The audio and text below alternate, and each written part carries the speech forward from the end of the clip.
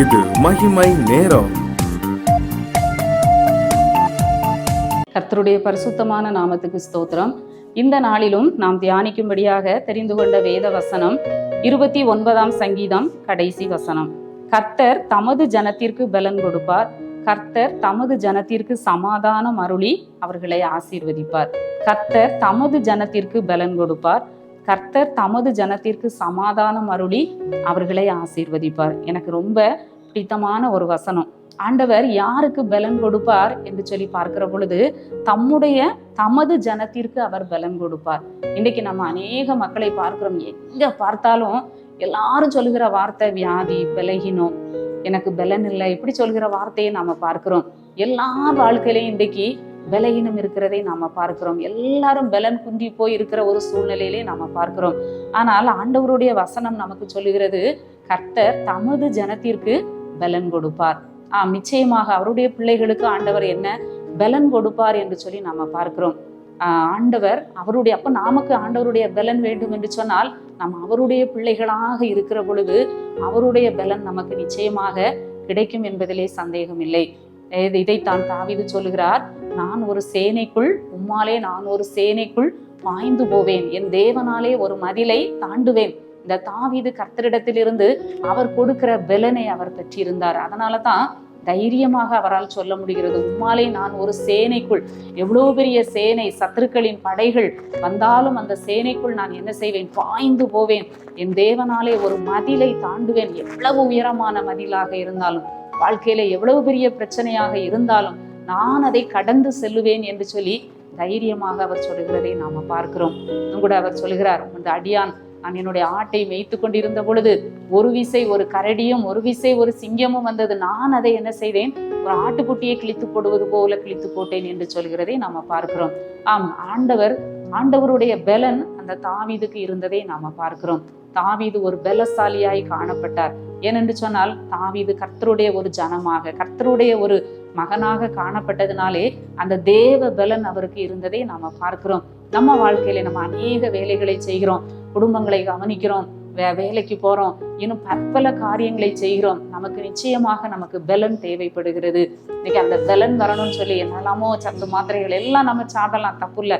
ஆனா உண்மையான ஒரு பலன் கிடைக்க வேண்டும் என்று சொன்னால் நாம் அவருடைய பிள்ளைகளாக இருக்கிற பொழுது, அவருடைய சமூகத்துல காத்திருக்கிற பொழுது, ஆண்டவர் கொடுக்கிற ஆலோசனைகளை நாம் கேட்கிற பொழுது ஒரு உன்னத பலன் நமக்கு கிடைக்கிறதை நம்மால் உணர முடியும்.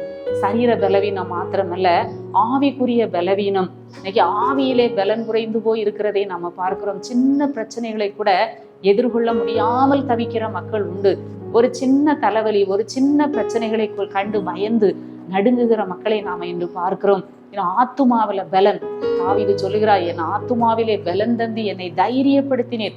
எத்தனை பாடுகள், எத்தனை போராட்டங்கள் தொடர்ந்து அந்த தாவீதினுடைய வாழ்க்கையில அந்த சரித்திரங்களை நம்ம வாசிக்கிற பொழுது எத்தனை உபத்திரவங்களை கடந்து வருகிறார். காரணம் என்ன, ஆண்டவர் கொடுத்த பலன். நான் பயப்படும் நாளிலே உம்மை நம்புவேன், என் ஆத்துமாவிலே பலன் தந்து என்னை தைரியப்படுத்தினீர். அந்த தைரியம் ஆண்டவருடைய பிள்ளைகளுக்கு ஆண்டவர் கொடுக்கிறார். அது மட்டுமல்ல, தமது ஜனத்திற்கு சமாதானம் அருளி அவர்களை ஆசீர்வதிப்பார். ஆண்டவர் கொடுக்கிற 2வது ஆசீர்வாதம் அவருடைய பிள்ளைகளுக்கு சமாதானம். இன்றைக்கு சமாதானத்தை தேடி ஓடுகிற மக்கள் உண்டு. நிறைய பேர் சொல்றாங்க, ராத்திரி படுத்தா தூக்கமே வர மாட்டேங்குது, தூக்கம் இல்லை, நிம்மதி இல்லை, சமாதானமே இல்லை என்று சொல்லுகிற மக்களை நாம் காண்கிறோம். ஆண்டவர் அவருடைய பிள்ளைகளுக்கு என்று வைத்திருக்கிற விலையேற பெற்ற ஒரு ஆசீர்வாதம் சமாதானம். இன்னைக்கு படுத்த உடனே ஆண்டவருடைய பிள்ளைகளுக்கு ஆண்டவர் அழகான சுகமான நித்திரையை கொடுக்கிறார், பலனை கொடுக்கிறார். அப்ப நம்ம ஆண்டவரிடத்துல கேட்போம், ஆண்டவரை ஏன் என் வாழ்க்கையில இவ்வளவு பலவீனம் இருக்கு, ஏன் என்னால எதையுமே செய்ய முடியவில்லை, ஏன் எனக்கு சமாதானம் இல்லை? உம்முடைய ஜனத்திற்கு நீர் சமாதானத்தை கொடுக்கிற தேவன் அல்லவா? யோவான்லே வாசிக்கிறோம், சமாதானத்தை உங்களுக்கு வைத்து போகிறேன், என்னுடைய சமாதானத்தையே உங்களுக்கு கொடுக்கிறேன் என்று சொல்லி ஆண்டவர் கலங்கி போய் நின்ற சீஷர்களை பார்த்து அன்றைக்கு சொன்னார்.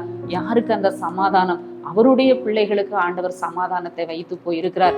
இன்னைக்கு சமாதானம் குறைவுபடலாம். கர்த்தருடைய சமூகத்திலே ஆண்டவரே, நான் உம்முடைய ஜனமாய் மாற வேண்டும், நான் உம்முடைய பிள்ளையாய் நான் வாழ வேண்டும் என்று சொல்லி ஆண்டவரிடத்திலே கேட்போம். அது மட்டுமல்ல, அவர்களை ஆசீர்வதிப்பார். இந்த சின்ன குட்டி வசனத்துல எல்லா ஆசீர்வாதமும் இருக்கிறது. ஆண்டவர் அவருடைய ஜனத்திற்கு பலன் கொடுக்கிறார். ஆண்டவர் அவருடைய பிள்ளைகளுக்கு சமாதானம் கொடுக்கிறார். ஆண்டவர் அவருடைய பிள்ளைகளை ஆசீர்வதிக்கிறார். நாமும் கூட கர்த்தருடைய பிள்ளைகளாக, கர்த்தருடைய ஜனமாக மாறும் பொழுது இந்த ஆசீர்வாதங்களை நம்முடைய வாழ்க்கையிலே நாம் பெற்று அனுபவிக்க முடியும். ஆண்டவரிடத்திலே கேட்போம், எனக்கும் அந்த பலனை தாரும் ஆண்டவரே. இஸ்ரவேலே, நீ கர்த்தரால் ரட்சிக்கப்பட்ட ஜனமே, உனக்கு ஒப்பானவன் யார் என்று சொல்லி ஆண்டவருடைய வசனம் சொல்லுகிறது. இஸ்ரவேல் புத்திரர் ஒவ்வொருவருக்கும் காண்டாமிருகத்துக்கு ஒத்த பலன் உண்டு என்று சொல்லி நம்ம வாசிக்கிறோம். அது மட்டுமல்ல, இன்னைக்கு பெண்கள் நம்ம அநேக பலவீனத்தோடு இருக்கிறதை நம்ம காண்கிறோம். யாத்ராகமம் 1:19 வசனத்திலே பார்க்கிறோம், எபிரேய ஸ்திரீகள் எகிப்திய ஸ்திரீகளை போல் அல்ல, மிகுந்த பலம் உள்ளவர்கள். எனக்கு அந்த பகுதியை வாசிக்கும் போது என்ன அறியாம எனக்கு ஒரு சந்தோஷம் வந்தது. எபிரேய ஸ்திரீகள் எகிப்திய ஸ்திரீகளை போல் அல்ல, மிகுந்த பலம் உள்ளவர்கள். நாம உண்மையாகவே பலசாலிகள் தான். ஆனா நம்மளை நாமே என்ன செய்கிறோம்? பலவீனப்படுத்தி கொள்ளுகிறோம். நம்மை நாமே கோழையாக்கி கொள்ளுகிறோம். நாம் யாரு? ஒரு எபிரேய ஸ்திரீகள் நாம மிகுந்த பலம் உள்ளவர்கள் என்று சொல்லி அந்த மருத்துவச்சி சொல்லுகிறதை நாம பார்க்கிறோம். பிரியமானவர்களே, ஆண்டவருடைய பிள்ளைகளுக்கென்று ஆண்டவர் ஆசீர்வாதத்தை வைத்திருக்கிறார், பலனை வைத்திருக்கிறார். எந்த சூழ்நிலையும் நம்மால் கடந்து செல்ல முடியும். நம்ம உண்மையாகவே ஆண்டவரோடு இருப்போம் என்று சொன்னால், ஆண்டவருடைய பிள்ளைகளாக இருப்போம் என்று சொன்னால், எப்படிப்பட்ட சவால்களையும் நம்மால் கடந்து செல்ல முடியும். எப்படிப்பட்ட பிரச்சனைகளையும் நம்மால் கடந்து செல்ல முடியும். எந்த சூழ்நிலையிலும் ஆண்டவர் நமக்கு பலன் தந்து நம்மை தைரியப்படுத்துகிற தேவனாக இருக்கிறார். ஒருவேளை இந்த நாளிலே பலவீனமாக இருக்கலாம், ஒருவேளை சோர்ந்து போய் இருக்கலாம், சமாதானம் இல்லாமல் இருக்கலாம். இந்த வசனத்தை நாம் திரும்ப திரும்ப நம்ம அறிக்கையிடுவோம். கர்த்தர் தம்முடைய ஜனத்திற்கு பலன் கொடுப்பார். கர்த்தர் தமது ஜனத்திற்கு சமாதானம் அருளி அவர்களை ஆசீர்வதிப்பார் என்று சொல்லி இந்த வசனத்தை நம்ம திரும்ப திரும்ப தேவ சமூகத்திலே நம்ம அறிக்கையிடுகிற பொழுது ஒரு விசேஷித்த பலனை கொடுத்து, தெய்வீக சமாதானத்தை கொடுத்து, அவருடைய ஆசீர்வாதத்தை கொடுத்து அவர் நம்மை உயர்த்த வல்லமை உள்ள தேவனாக இருக்கிறார். எங்களை நேசிக்கிற நல்ல ஆண்டவரே, இந்த காலை வேளைக்காக உம்மை துதிக்கிறோம், உம்மை ஸ்தோத்தரிக்கிறோம் அப்பா. இந்த வேளையிலும் கூட ஆண்டவர் எங்களுக்கு கொடுத்த நல்ல வார்த்தைக்காக உமக்கு நன்றி செலுத்துகிறோம். கர்த்தர் தமது ஜனத்திற்கு பலன் கொடுப்பார். கர்த்தர் தமது ஜனத்திற்கு சமாதானம் அருளி அவர்களை ஆசீர்வதிப்பார். பலவீனமா இருக்கிற பிள்ளைகளுக்கு ஆண்டவர் பலன் கொடுங்கப்பா. ஆண்டவரே, புதிய பலனை கொடுங்க ஆண்டவரே. புதிய தைரியத்தையும் நம்பிக்கையையும் கொடுங்கப்பா. ஆண்டவரே, இன்னும் கூட சமாதானத்தை இழந்து போயிருக்கிற பிள்ளைகளுக்கு உங்க சமாதானத்தை கொடுத்து ஆற்றி தேற்றும்படியாய் ஜெபிக்கிறேன்யா. அவர்களை ஆசீர்வதிக்கும்படியாய் ஜெபிக்கிறோம். அந்த வசனத்தை பிடித்து ஒவ்வொருவரும் எழும்பி பிரகாசிக்க ஆண்டவர் கிருபை செய்யும். மீட்பர் இயேசு கிறிஸ்துவின் மூலம் ஜெபிக்கிறோம் நல்ல பிதாவே, ஆமென்.